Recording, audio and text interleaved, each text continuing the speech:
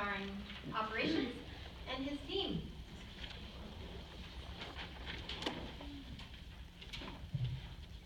Thank you. Good to be here this evening.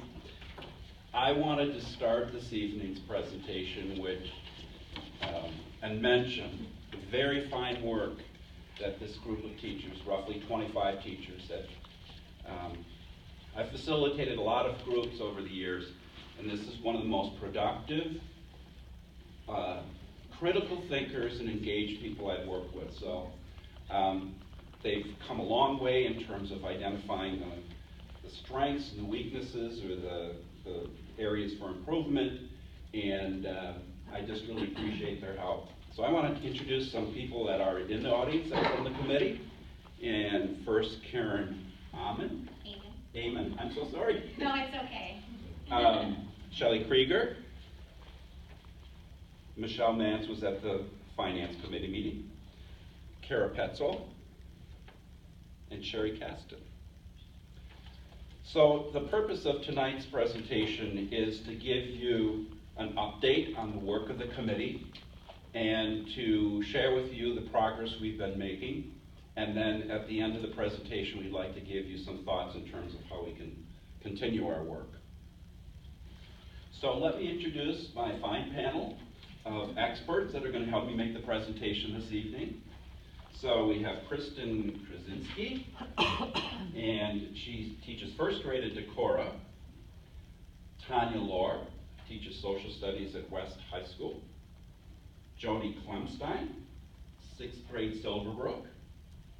House 6 blue. Very proud of that. And Jason Penterman, who teaches 7th and 8th grade language arts at Badger. So let's begin. Let's review the purpose of the study. The study was initiated, but the overall purpose of the study is to identify the strengths as well as the areas that may need some improvement. And please keep in mind that the committee work took the perspective of a teacher. So those are perceptual in nature, but we wanted to take a look at things that are working really well and things that perhaps can be fine-tuned. And then a third part of that would be to present to the board a set of recommendations. So I'm going to turn it over to the committee members. Jody? Are you doing the clicking? You want me to? All right, thank you. Good evening, everyone. I want to start out with our methodology. And in order to ensure a process of integrity, we used a set of rational problem solving and decision-making tools. And those included describing and analyzing the issues. We looked at and identified both strengths and areas of improvement. We developed design criteria that the teacher's salary framework needs to meet. We also generated alternatives to meet design criteria, and we recommended the best alternatives. Now the why of the teacher's salary framework, and there were 6 of these. The whys include to continue to be student-focused, and that was so evident throughout this because we feel as staff, our students deserve the very best. We also know that we need to attract, develop, and retain talented teachers. And in order to get there, we need to develop our teachers to keep abreast of rapid changes. The whys continue with to motivate and reward excellence in education, to remain competitive within the teacher labor marketplace, and to finally ensure the compensation system is perceived to be fair and objective. Little sense of urgency. 2 items we were addressed were, number 1, address the need to retain and attract quality educators. And finally, to meet the challenge of the current and forecasted teacher shortage. And we're going to continue next with Kristen. Or is it? I'm sorry, Jason.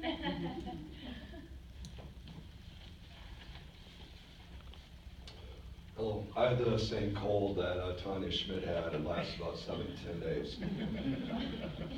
Our vision is West Bend will be a destination district for quality educators in order to provide an outstanding school system to meet the long-term commitment to our families and the community. And then I'm going to go from the process to the beginning of the journey. Overview of the process, we determined the composition of educators to serve on the Teacher Salary Framework Review Committee and identified the strengths and areas of concerns regarding the Teacher Salary Framework through committee survey and facilitated group meetings. The committee then ranked the most significant areas of concern regarding the current teacher salary framework and generated solutions to reduce or eliminate the greatest concerns, followed by developing an alternative to the current teacher salary framework. Our journey began November 2016 when the Superintendent of Schools, in conjunction with the direction from the Board of Education, recommended a study be conducted on the current teacher salary framework, and an invitation was sent from the superintendent to professional educators to join the Advisory Teacher Salary Framework Review Committee in April 2017, and the committee convened in August of 2017.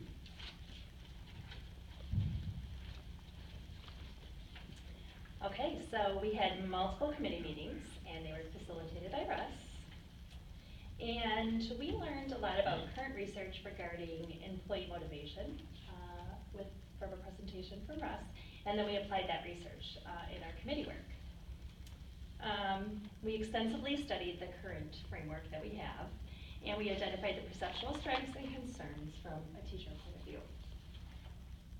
So lots of strengths of the framework were identified by the committee, as well as several areas of concern.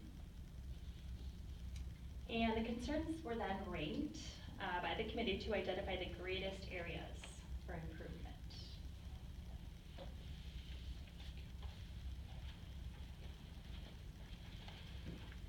Okay. So the next step was to take a look at other compensation plans. So once we identified what the strengths were and then what the areas of concern were, we looked at other compensation plans to take a look at how some of these areas of concerns are dealt with in other plans. And then we started to create some additional or some changes to the compensation framework that would address these concerns. And started working on, well, what would these changes in the plan look like? And there were 3 main things that we ended up talking about in terms of proposed changes to the current plan. One had to do with levels, and I'll talk about each of these individually. One had to do with stages of development, and the next had to do with professional impact credits. So one of the things that was really important when the group talked about, and this was, the group was outstanding, it was K through 12, actually it was age 4 to 12, pre-K. What do you want to call you? All right, 3-year, I'm so sorry. So we had actually pre-K all the way up to 12th grade. We had teachers from every discipline, every building, special ed, like every speech pathologist, every group of people was represented. And one of the things that really became clear in the group was that people felt that if you wanted to retain quality teachers, you had to reward teachers for being here and for staying here. And so we came up with levels, as granting a level to teachers each year that they successfully, effectively complete a year of teaching in our district, which I think addresses the concern brought on by the parent tonight as well. And then we also developed 5 career stages.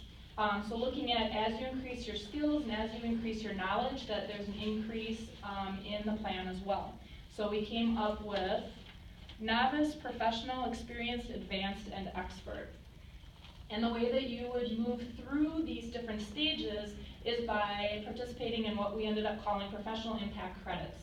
And another thing that was very clear with this very diverse group of teachers was that we all improve our craft in the classroom in different ways, and that there can't be just 1 or even 2 ways to improve yourself in the classroom and to stay updated with your skills. And so I think one of the neatest things about this plan that we are proposing is that it recognizes that there's lots of ways for teachers to improve. So looking at professional impact credits, and we tried to equalize the different ways of improvement in the classroom, and so we used hours of an activity. So we're looking at the idea of having one professional impact credit for every 15 hours of development. So our suggestions are to give professional impact credits for taking grad classes, for being in a CLS demonstration classroom, for teaching professional development, and continuing with professional development classes in the district. Thank you. Well, I hope you can get a feel for the amount of work that's gone into this. But at this point, some of the paint hasn't dried on the walls, and we're still planning some other rooms. So what we'd like to do is recommend to the board that we be given a little more time, not that we're going to relax, but we would like to recommend that for the current year, for 2017-18, that we use our current teacher salary framework. And there's some reasons behind that, that if we were to try to do this very quickly, even considering the time constraints that it takes, we can meet every 2 weeks for 2 hours.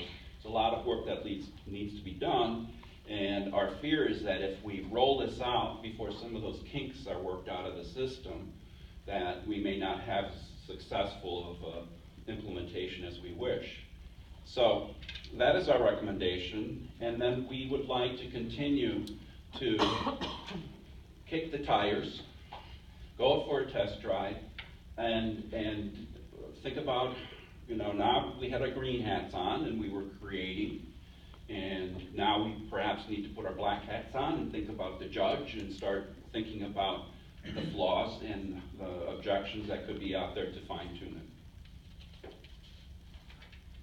We also need to do a financial analysis of this. The thought is right now that we have a certain dollar amount for salaries, and we wouldn't be coming to ask for more money. It would be a way that we could use the existing resources to perhaps allocate them to, in my mind, to reward very good performers in that way.